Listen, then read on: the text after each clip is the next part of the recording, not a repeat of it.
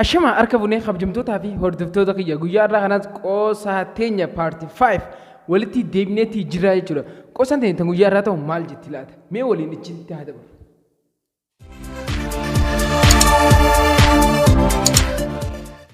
Mee ilaala barumsa Afrikaa. Barattoonni sadarkaa tokkoffaa bahan warroonni ciccimaan fayyaa fi injiineriingiidha seenan. Barattoonni sadarkaa lammaffaa garuu soshaalii seenanii isaan sadarkaa tokkoffaa fi hawaasa waliin tajaajilan. Isaan kutaa 8 olitti dhiisanii fi kufan immoo raayyaa ittisa biyyaa ta'uudhaan kan fadhan fonqolchanii, kan fadhan buusanii, kan fadhan ajjeesanii, kan fadhaniis jiraachisan. Isaan takkaa mana barumsaa hin dhaqin immoo paastarii ta'anii isaan hunda if jala oofanii tajaajilan. Kun ajaa'iba. Maaliif ta'e komentii jalatti naa barreessaa. Namni hubate qoftitiin haa qofluun isin hin jedha. Qosaan teenya tattiyaan too maal jetti?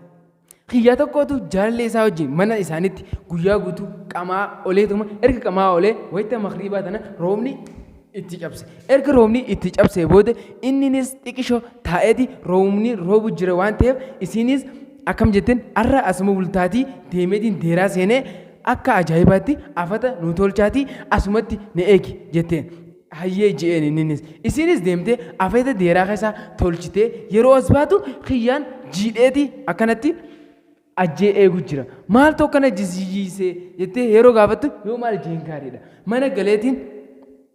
mana galeetiin uffataan uffadhu fitedhee dhufe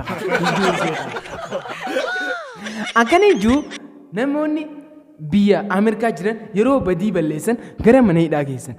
Yeroo Itoophiyaa fi Afrikaa keessatti namni badii balleesse gara US deema. Maaliif ta'e komentiidhaan as jalatti naa barreessaan isin hin jedha. Mee qosa teenya tatti aantutti waliin ichi dabarruun isin jedha.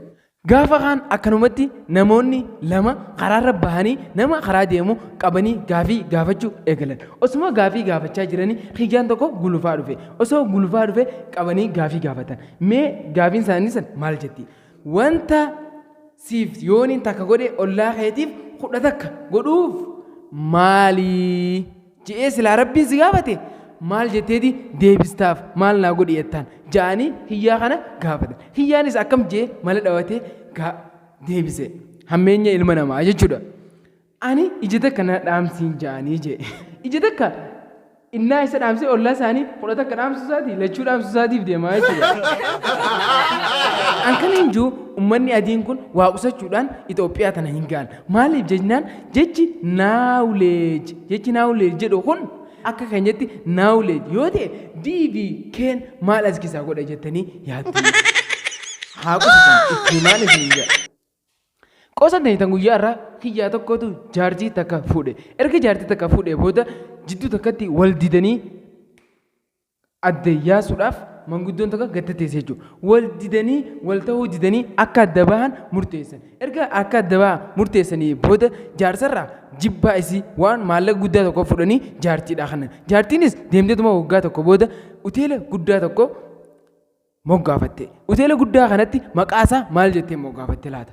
Maqaa isaa ilkaan jettee maqaa hoteela sanii itti moggaafatte. Erga maqaa hoteela sanii ilkaan jettee itti moggaaste booda inninis yeroo muraasa booda osoo magaalaa keessa deemu hoteela kana akkuma kana jeetti if gubbatti millatee argee jechuudha. Yeroo maqaa isaa dubbisu ilkaan hin jedha. Maaliif kana godhatan? Je'ee dhaqee itti siqee hoteela san seenee daawwachuu eegale. Erga daawwachuu eegalee nama akkana godheefi eenyu akka taate ni hubate. Hajaartii isaa ta'uudha irraa hubate. Innis baay'ee aaree maallaqa isaatiin waan banatte beekee biraa kutee gandatti gale. Erga gandatti galee booda xiqqisho tureeti innis maallaqa guddaa tokko fuudhee gara magaalaa san dhufee hoteeluma siisan cinatti mana tokko kireeffate. Erga mana tokko kireeffate booda innis maqaa yookaan godhee itti moggaase gaariidhame. Useetuma itti yaadee ilkaan rabbis irraa cabsu jedhee itti moggaafate.